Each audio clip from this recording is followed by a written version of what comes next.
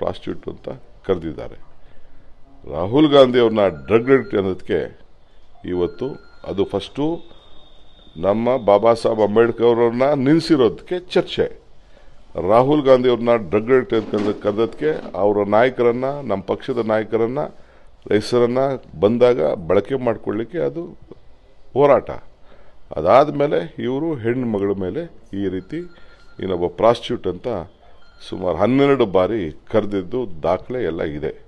ನೀವೆಲ್ಲ ಸೇರಿ ಹಾಕಂಗಿದ್ರೆ ನೀವು ಹಾಕಿ,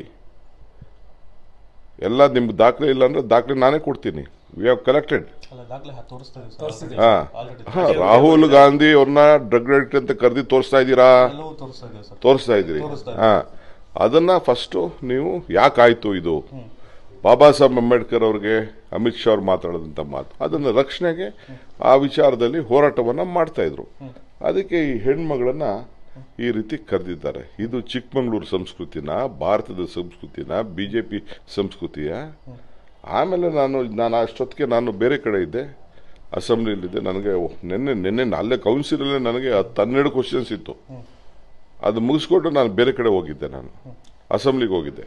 ಆಗ ಈ ಘಟನೆ ನಡೆದಿದೆ. ನಾನು ಸಭಾಪತಿ ಅವ್ರದ್ದು ಅವರ ವಿಚಾರ ನನಗೆ ಸರಿ ಇಲ್ಲ. ಅವರು ಚರ್ಚೆಗೆ ಅವಕಾಶ ಮಾಡಿಕೊಡ್ಬೇಕು. ಏನು ಆಯ್ತು ಅಂತ ಹೇಳಿ ಪರಿಶೀಲನೆ ಮಾಡಬೇಕಾಯ್ತು. ತಪ್ಪು ಲಕ್ಷ್ಮಿ ಅವ್ರು ತಪ್ಪಿದ್ರೆ ಲಕ್ಷ್ಮಿ ತಪ್ಪು ಅಂತ ಹೇಳಬೇಕಾಯ್ತು.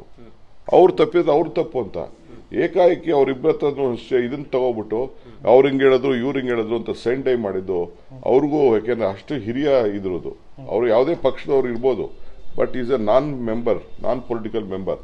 ಎಲ್ಲರನ್ನ ರಕ್ಷಣೆ ಮಾಡಬೇಕಾದ ಅವರ ಡ್ಯೂಟಿ. ಅದು ಕೂಡ ಸರಿ ಇಲ್ಲ. I have great respect for him.